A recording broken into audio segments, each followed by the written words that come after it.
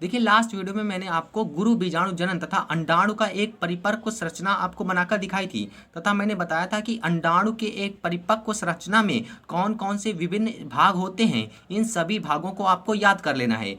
तो यहाँ पर सभी भाग मैंने आपको बता रखे हैं। अगर आपने मेरा पिछला वीडियो नहीं देखा है तो आप उसको जाकर पहले देख लीजिए। तो यहाँ पर जो एक अंडाणु का चित्र आप देख रहे हैं, यहाँ पर ये जो 7 कोशिकी तथा 8 केंद्र की अवस्था है, ये ऐसे ही नहीं रहती, इसको बनने में वेरियस स्टेजेस आते हैं। आज हम उन्हीं स्टेजेसों का निर्माण या फिर उन्हीं स्टेजेसों के बारे में जानकारी लेंगे। तो आइए देखते हैं आज का वीडियो। तो यहाँ पर देखिए मैंने सबसे पहले एक अंडाणु बना है तथा अंडाणु में सबसे पहले एक कोशिका का निर्माण होता है। उस कोशिका को कहते हैं आधास्तरीय कोशिका।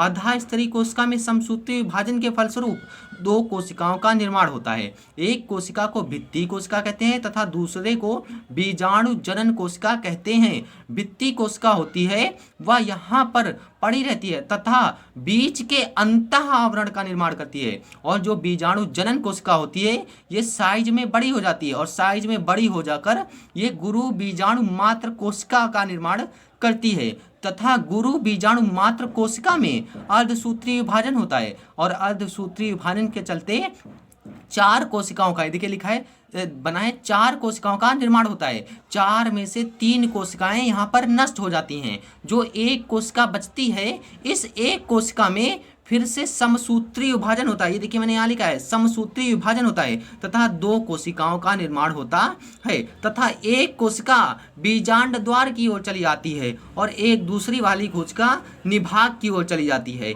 मैंने आपको बता रखा है लास्ट वीडियो में कि ये निभाग होता है और ये बीजांड द्वार।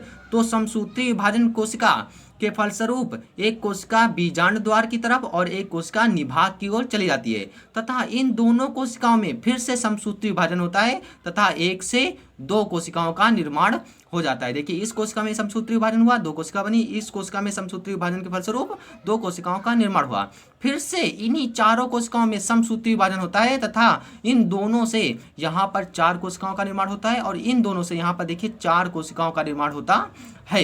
इसके बाद में क्या होता है, इसके बाद में एक संरचना बनकर उभर कर आती है जिसे हम परिपक्व अंडाणु कहते हैं। यहाँ पर देखिए ये जो यहाँ पर ऊपर 4 कोशिकाएं थी और नीचे 4 कोशिकाएं थी, इनमें से 3 कोशिकाएं यहाँ आ जाती हैं। ये जो नीचे वाली है ना 4 कोशिकाएं, इनमें से 3 कोशिकाएं यहाँ पर रहती हैं तथा एक कोशिका बीच में चली जाती है। और जो ये ऊपर 4 कोशिकाएं देख रहे हैं, इन चारों में से 3 कोशिकाएं यहाँ रहती हैं और बीच में एक कोशिका आ जाती है तथा बीच में आई वाली नीचे से एक बीच में आती है, ऊपर से एक बीच में आती है तथा दोनों कोशिकाएं आपस में फ्यूज कर जाती हैं तथा फ्यूज करने के फलस्वरूप एक कोशिका का निर्माण करते हैं। और ये जो एक कोशिका बनती है इसमें एक नहीं 2 केंद्रक पाए जाते हैं। इसीलिए जो ये बीजांड की एक संरचना होती है इसमें 7 कोशिका होती हैं। 1 2 3 4 5 6 7 कोशिकी संरचना है। ये देखिए यहाँ लिखा है मैंने 7 कोशिकी तथा 8 केंद्र की अवस्था होती है।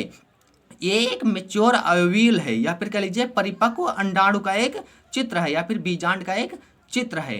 तो आपको ये सारे स्टेजेस याद होने चाहिए।